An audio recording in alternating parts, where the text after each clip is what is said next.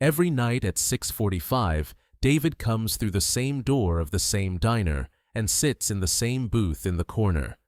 He's been doing this for 4 years.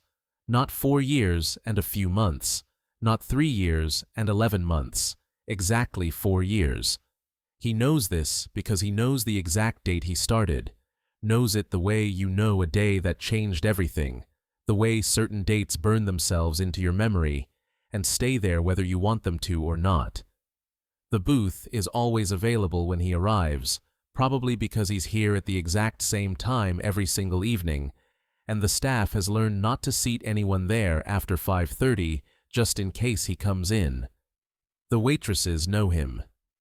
They don't know him well, not in the way people know their friends or family members, but they know the rhythm of him, the pattern, the way he moves through the diner like someone moving through a familiar place while grieving. He sits in the booth. He orders black coffee and whatever is cheapest on the menu that evening, usually toast or soup or a simple sandwich. He eats slowly, not like someone enjoying the food, but like someone performing the action of eating, going through the motions, because eating is what people do, because his daughter needs him to take care of himself, because sitting at home alone in the quiet apartment means thinking about things he's not ready to think about. The diner is called Morgan's, which is not the owner's name anymore and hasn't been for 15 years. But the sign still says it, so no one bothers to change it.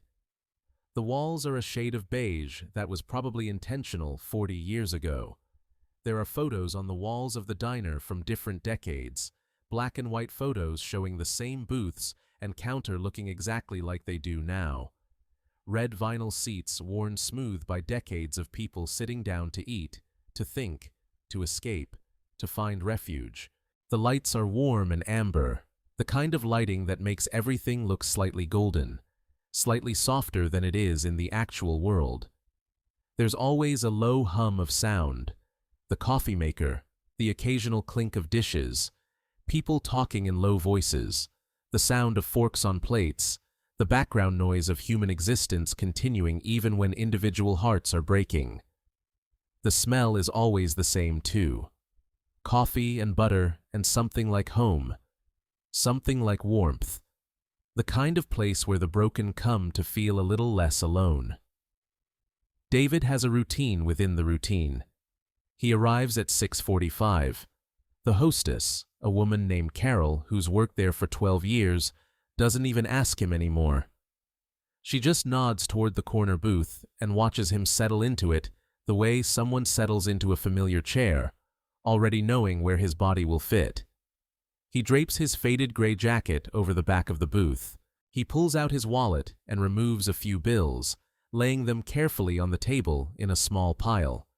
He looks at the menu even though he knows every item, every price, every option. It's just something he does. He reads the menu like he's reading a newspaper or a book, deliberately and completely, turning pages though he already knows what he wants. Usually the toast and black coffee, sometimes the soup, the cheapest items. Not because he can't afford more, but because it feels important to him somehow. To ask for only what he needs, to not take more than his share. He's alone every single night. His daughter Maya is at home with his sister, the one person besides him who understands what April 7th means, who knows how to be quiet about loss. Maya is 8 years old now. She was 4 when her mother died, old enough to carry memories, but young enough that those memories are becoming soft and uncertain, like photographs left in the sun too long.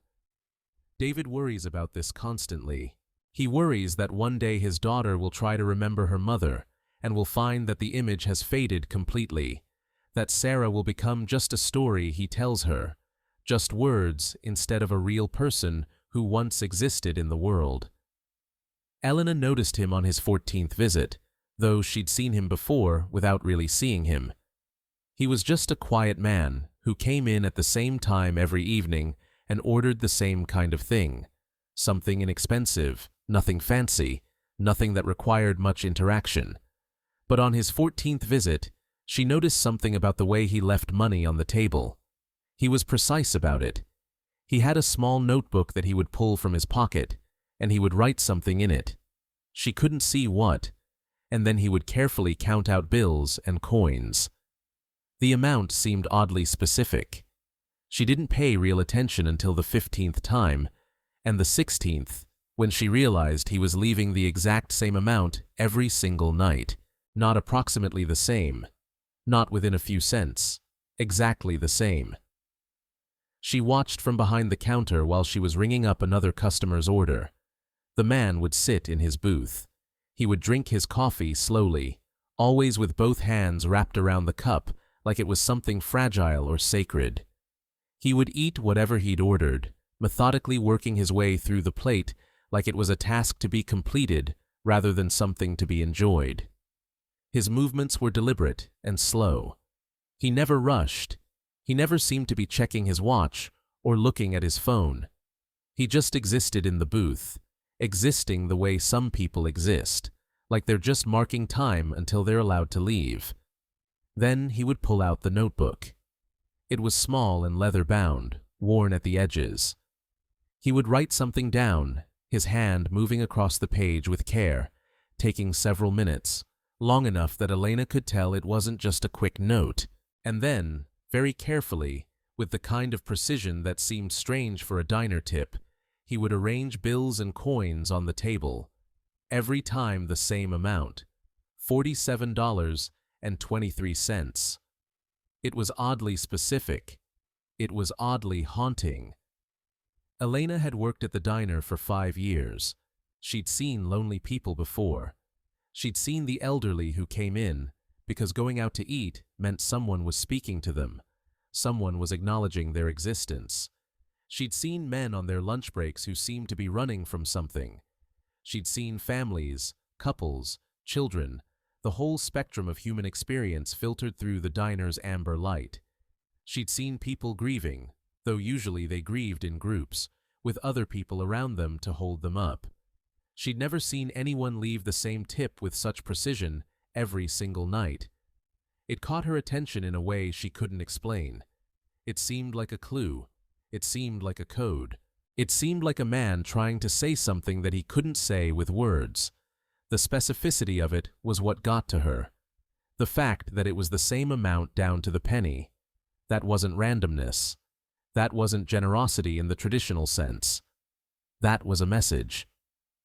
She asked another waitress about him one evening during their shift. "Do you know that guy? The one who always sits in the corner booth and orders the cheapest thing?" "Oh, him," the other waitress said. Her name was Jenny. She'd worked at Morgan's for 8 years and had the kind of seen-it-all attitude that comes from a long tenure in the service industry. "Yeah, he comes in every night, orders black coffee and the special, leaves the same tip.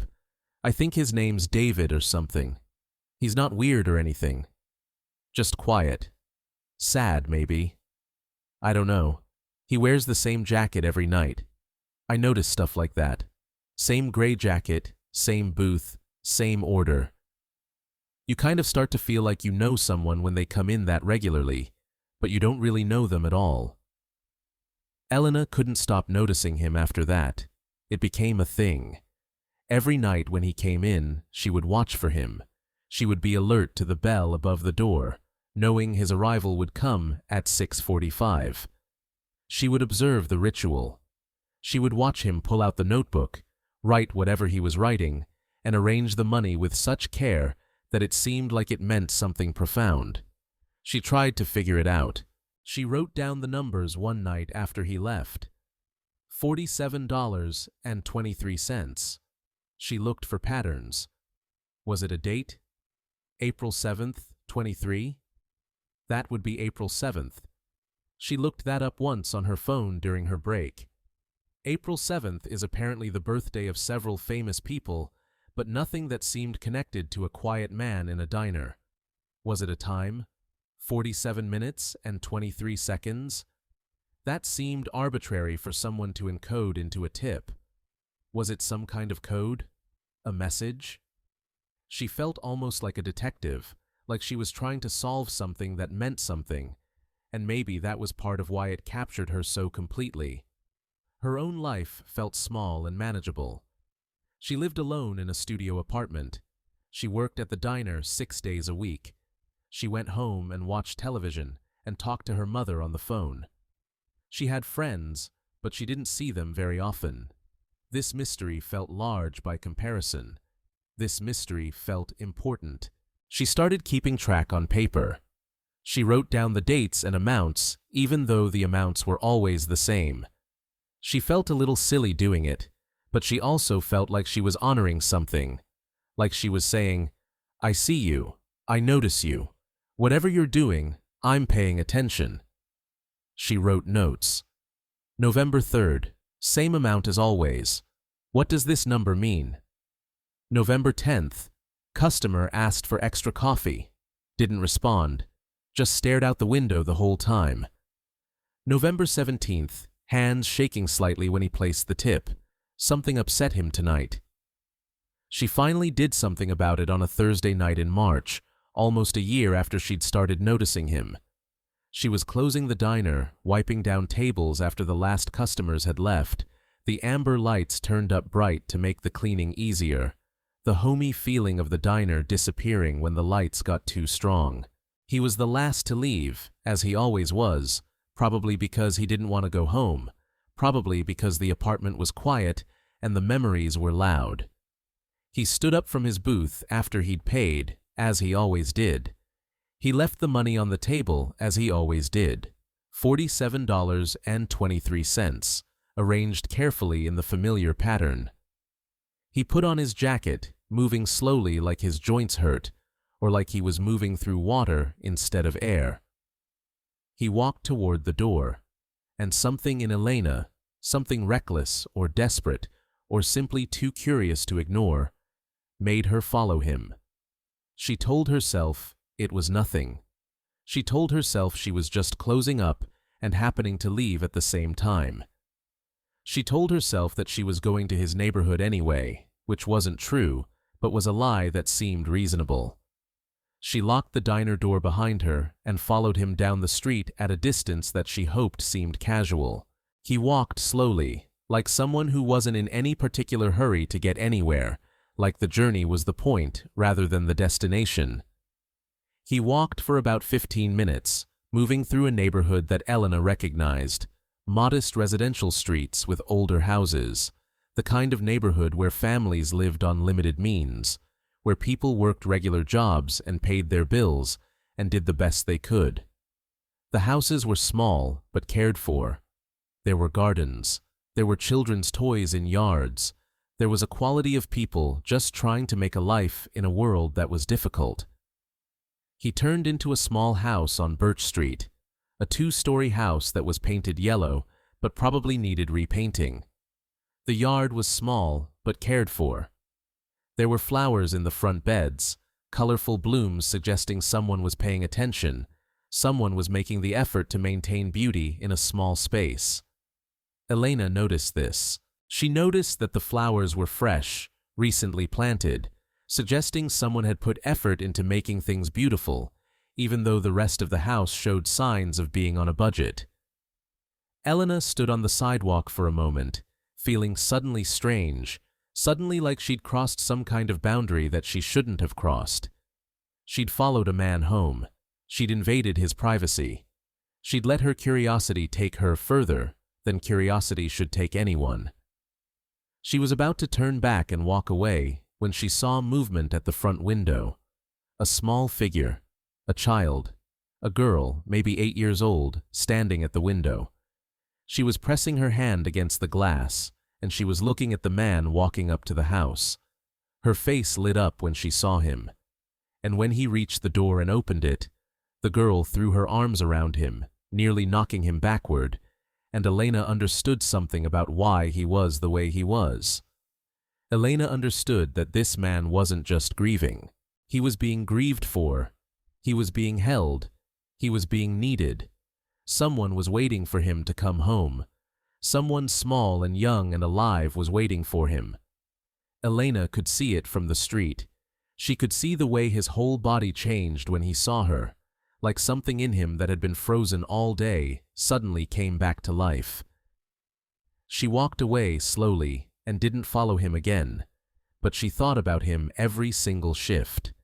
She thought about the man and the child, and the way his face must have looked when he walked through that door and was welcomed home by someone who loved him. She thought about the $47.23. She thought about what it meant that he tipped that amount every single night, the precision of it, the ritual of it, the way it seemed to matter so deeply that he was willing to spend that much money every night just to mark something.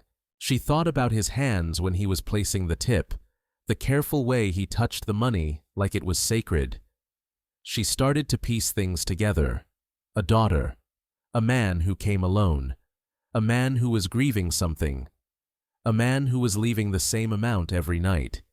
It felt like he was trying to mark something, to honor something, to say something that he couldn't say out loud. 6 months later, on another quiet Thursday night, she was closing the diner again when she made a decision. She was going to ask him. She was going to risk the strange awkwardness that comes from acknowledging something personal with a stranger. She was going to ask him why he left that same tip every single night. She was nervous about it. She rehearsed what she would say while she was wiping down tables. She practiced in the mirror in the staff bathroom. She reminded herself that he could say no, that he could tell her it was none of her business, and that would be fair. He came in at his usual time. He sat in his usual booth. He ordered his usual black coffee and the evening special, which happened to be turkey sandwich. Elena served him his coffee without saying anything, watching his hands, noticing the way he held the cup like it was something that could ground him, like it was keeping him anchored to something. She watched him eat slowly, watched him pull out the small notebook, watched him write something down. His handwriting moved across the page with intention. He was writing something that mattered to him. Then he did what he always did. He arranged the bills and coins on the table, $47.23. And this time, Elena walked over to the booth instead of pretending not to notice. Her heart was beating fast. She felt like she was about to do something important or something wrong, and she wasn't entirely sure which. "Can I ask you something?" she said. Her voice was quiet. She was aware that she was stepping into his private space, aware that she might be crossing a line, aware that he might tell her it was none of her business, and she would deserve that response. She was aware that she was about to acknowledge something that he had kept private. He looked up at her. His eyes were startled, like he wasn't used to being addressed directly, wasn't used to people really seeing him. He was kind-looking, she noticed. There was nothing mean about him.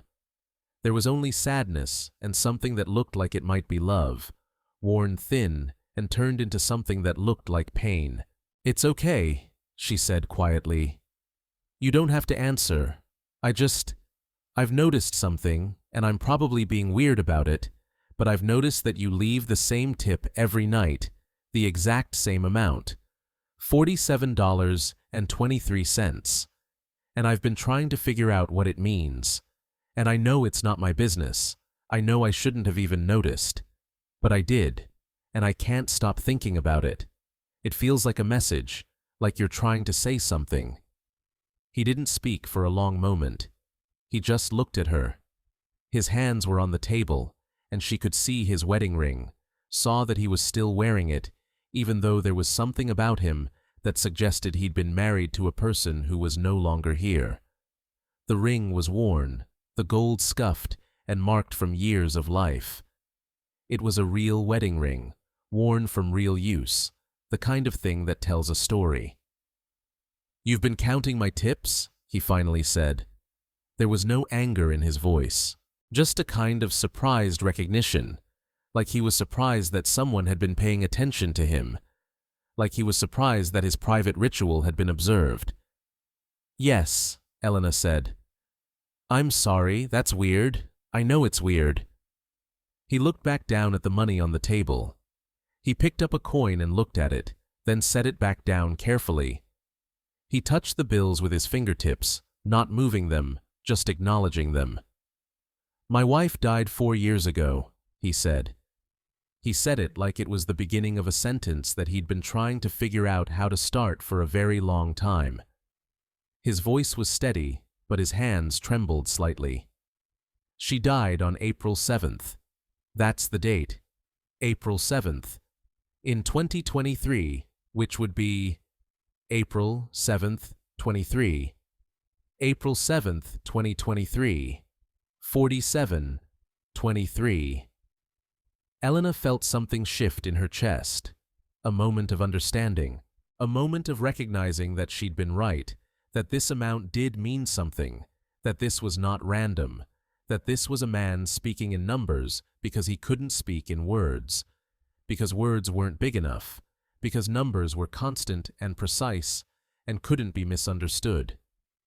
"The tip," he continued slowly, struggling slightly with the words, "is what I wish I could give her. It's what I could give her if I could give her anything. I don't believe in an afterlife. I don't believe in heaven, or her waiting for me or any of that. But I believe in ritual. I believe that doing something consistently, doing something with intention, doing something that means something, I believe that matters. So every night, I come here. I leave the amount that reminds me of the date, April 7th, 23, every single night. It keeps her close. It makes me remember that she was real. It makes me remember that she existed." He looked up at Elena again. His eyes were wet. He wasn't crying yet, but he was close to it, like he was standing at the edge of something and looking down, like he'd been standing on that edge for 4 years and had never really stepped back. "I have a daughter," he said. "She's 8. Her name is Maya. She was 4 when her mother died. She barely remembers her. I tell her stories about her mother every night, but the memories are fading. I can see it happening. I can watch my daughter forgetting the woman who loved her more than anything, and I can't stop it. So every night, I come here, and I sit in this booth, and I eat something, and I leave this tip, because it's the one thing that keeps her real for me. It's the one way I know how to hold on to something that's slipping away no matter how hard I hold it." Elena sat down across from him in the booth. She didn't ask permission. She just sat down, her knees feeling weak, her heart feeling full. And he seemed relieved by this, seemed relieved that someone was sitting with him, that he didn't have to carry this alone anymore, that someone had finally asked, that someone finally knew. "What was her name?" Elena asked. "Sarah," he said. Her name was Sarah. And so Elena learned about Sarah. She learned that Sarah was a teacher, that she taught 4th grade, and that her students loved her with the fierce love that children give to teachers who see them. She learned that Sarah had a laugh that could fill a room, that her laugh was infectious, that people wanted to be around her just to hear her laugh. She learned that Sarah noticed things about people that they didn't notice about themselves, that she had a gift for seeing the best in people even when they couldn't see it themselves. She learned that Sarah had spent 2 months' worth of paychecks on a navy jacket for David because she said the color matched his eyes, said it brought out something in him that needed to be brought out. She learned that David had kept the jacket even after Sarah died, that he wore it sometimes when the grief got too heavy, that it still smelled like her even 4 years later. She learned that Sarah was funny in a quiet way, that her humor was sharp and unexpected, that she laughed at things other people missed. She learned that Sarah loved her husband fiercely, and that she loved her daughter with the kind of protective ferocity that comes from knowing you might not have much time. She learned that Sarah died of cancer that moved quickly, that gave them 3 months to say goodbye, and somehow made it both forever and no time at all. She learned that in those 3 months, Sarah had made David promise to take care of their daughter, had made him promise to help Maya remember her, even though Sarah wouldn't be here to make the memories herself, had made him promise to keep living, even though she was dying. Over the following weeks and months, Elena became part of the ritual. She knew to seat him in the same booth. She knew what he would order. She knew when he would pull out the notebook. She knew when he would arrange the money. She started to write notes to him in his bill folder. Small things. Sarah would be proud of you for taking care of Maya. The flowers you planted at your house are beautiful. Thank you for letting me be part of this. And one night, she sat down with him and asked if she could join him, if she could share the memory, if she could help him keep Sarah real. He cried that night, actually cried, not just the near tears, but real tears, tears that came from the deep place inside him that he'd been holding together with the fragile structure of ritual and routine. Elena reached across the table and took his hand, her small hand covering his larger one, and they sat together in that booth in Morgan's diner, and a man who had been grieving alone finally let someone see his grief. Finally, let someone bear witness to it. Elena asked about the notebook one evening. "What do you write?" she asked. "Every night when you write in there." David opened the notebook carefully, like it was something fragile, something that could break if he wasn't careful. The pages were filled with single sentences, date entries, tiny remembrances, moments preserved in ink. "I write something Sarah did that day, or something Maya said that reminded me of her, or something I'm afraid of forgetting," he said. "I write it down so I can read it later, so I can convince myself that they were real, that this wasn't just a dream, that the life I had before was actually my life, and not something I imagined." "Can I see?" Elena asked. He opened the notebook to a random page. His handwriting was small and careful, written with a pen that was probably purchased specifically for this book. "Sarah bought me that navy jacket today. She said it was time for a new one. She chose the color because she said it was the color of my eyes. I don't think my eyes are navy. But she saw something in me that I don't see in myself. She always saw more in me than I could see." Another page, dated just a few weeks after Sarah's death. "Maya asked me today why Mama doesn't come home anymore. I didn't know what to say. I told her Mama was in a place where she was happy and not in pain. Maya asked if she could call her. I couldn't answer. I just held her. What do you tell an 8-year-old when the one person she needed most is gone?" Another page. "Maya drew a picture of her mom today. She drew her in a yellow dress. I don't remember if Sarah ever had a yellow dress, but Maya remembered. Some part of her holds on to her mother, even though she can't remember her. The image is fading, but some piece of Sarah is still alive in my daughter's memory." Another page, dated 1 year after Sarah's death. "1 year without her. The world keeps turning. Maya keeps growing.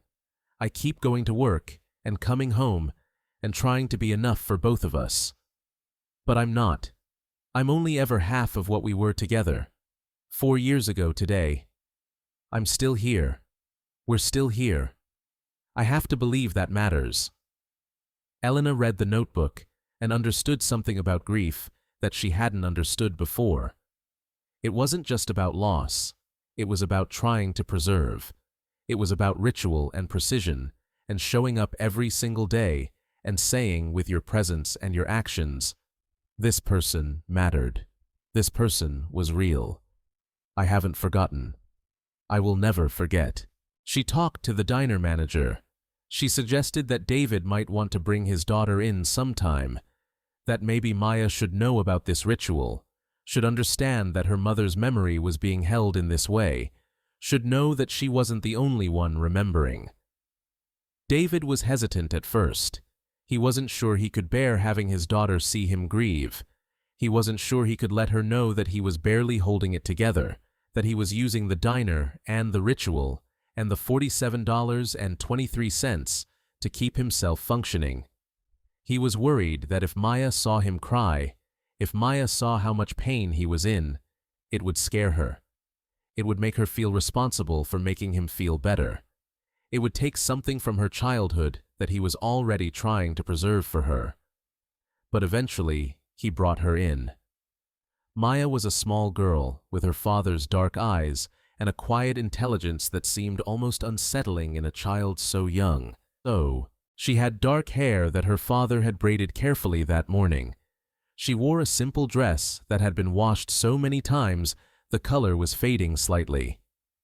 She sat down in the booth next to her father, and Elena served them both, and David explained about the tip. He explained about the date. He explained about April 7th and what that day meant. He explained in a way that was honest but not overwhelming, that honored both his grief and his daughter's innocence. Maya listened seriously, her 8-year-old face growing serious as she absorbed what he was telling her. She held her juice box in her small hand and listened to her father talk about numbers and dates and love and loss. When he finished, she asked one question. "Is that why you wear Mama's jacket sometimes?" she asked. David froze. He hadn't known she noticed that. He thought he'd been hiding it. He thought he'd kept the jacket private. But of course his daughter noticed. Children notice everything. Children see through all our careful protections and lies and come directly to the truth. "Yes, baby girl," he said quietly. "That's why I wear it." "I'm glad," Maya said. "I want to remember her too.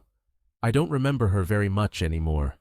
But I remember that she smelled nice and that she was kind. And I'm glad you're remembering her too. I'm glad I'm not the only one. I was worried sometimes that I was the only one who still thought about her. I was worried that maybe you had forgotten, and I was just being silly for trying to remember something I can't really remember." David reached over and took his daughter's small hand across the table. His hand completely covered hers. She was so small still, even at 8. "I will never forget, Maya, I promise. No matter what happens, I will never forget your mother. And we will remember her together. Okay?" "Okay," Maya said. And Elena, watching from behind the counter, understood that sometimes grief needs to be witnessed. Sometimes the bravest thing you can do is let someone see what you've been carrying alone. Sometimes the bravest thing a child can do is acknowledge that they are grieving too. The ritual continued. Every night David came in. Every night he left the tip. But now sometimes Maya came with him.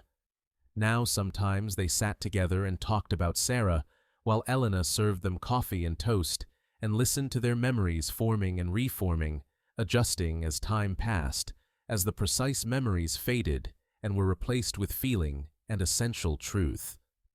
Sarah became less of a specific person and more of a presence, the person who loved them, the person they were still loving by remembering. The notebook grew thicker. David continued to write every night. Some entries were just a few words, some were longer, more reflective, but every single one was an act of love, an insistence that life before the loss had been real, that the person he had lost had mattered and continued to matter. 6 months after Elena first asked him why he left that tip, David brought her something. It was a piece of paper with something written on it. He handed it to her quietly, in that way he had of doing important things without drama or fanfare. It was a page from his notebook, carefully removed and folded, treated with care. The handwriting was small and careful. Elena asked me why I leave the same tip every night, and I told her about Sarah, and I told her about April 7th, and she sat with me, and I was not alone. And I realized that sometimes the bravest thing other people can do is simply ask, is simply pay attention, is simply care enough to notice something strange and ask what it means. Elena helped me carry this. Elena looked at something that seemed like a code and recognized that it was a love letter written in numbers. Elena made the invisible visible. Elena saw me when I was trying to be invisible. For the first time in 4 years, someone outside of my family saw me and acknowledged what I was carrying. That matters more than I can say. Elena read the page and cried. She cried because she'd done something small and something human, and it had meant something profound. She cried because she understood that you don't have to know someone well to help them. You just have to pay attention. You just have to care. You just have to have the courage to ask. She understood that all those nights of watching, all those nights of writing down numbers, all those nights of wondering, they had been preparing her to do this one thing, to see someone, to acknowledge them, to say, I notice you. You matter. Your grief is real, and it is valid, and I see it. And every night after that, when David came into the diner at 6:45, Elena greeted him not as a customer, but as a friend. Not as a man she was serving, but as a man she was witnessing. And every night he left his tip, $47.23, and it had transformed. It was no longer just a private grief. It was a shared remembrance. It was a way of saying that he wasn't alone, that his loss had been seen, that his love for his wife and his commitment to keeping her memory alive meant something to someone besides himself. It meant something to Elena. It meant something to the other waitresses at the diner who had learned the story. It meant something to the regulars who came in and saw a man and his daughter sitting together in a booth, remembering someone who had loved them. The diner had become their place. It had become the place where grief was allowed, where memory was tended, where love was honored even when the person being loved was no longer here. And Elena had become part of their story, part of their family, in the way that people sometimes become part of your life when you let them see what you're really carrying. She had become the person who knew, the person who witnessed, the person who cared. If you're watching this, and there's someone in your life who seems to be moving through the world with something heavy you can't quite name, I want you to know that sometimes all it takes is paying attention. Sometimes all it takes is asking one question. Sometimes all it takes is sitting down next to someone and saying, I've noticed something, and I'm wondering if you want to talk about it. Sometimes the people we see regularly are grieving quietly, and our noticing, our real, genuine noticing, can be the thing that keeps them alive, the thing that tells them they're not invisible, that what they are carrying matters, that their love matters. David's still leaving that tip, still marking April 7th every single night with a reminder written in numbers, still keeping Sarah real through ritual and precision and showing up. And Elena's still working at Morgan's diner, still watching for him at 6:45, still understanding that some of the most important work we do is simply being present to people's grief, simply acknowledging that what they're carrying is real, and it matters. If you have something you can't let go of, something that reminds you of someone you've lost, I want you to know that your grief is valid and your love is visible to people who pay attention, that the world is watching even when you think no one is, that someone might be seeing what you're trying to preserve and honoring it alongside you. Thank you for watching, and please, if you know someone who seems to be grieving alone, do what Elena did. Pay attention. Ask one question. Sit down beside them. Tell them that you see them. Subscribe to see more stories about the invisible people who are visible to those who really look. Thank you.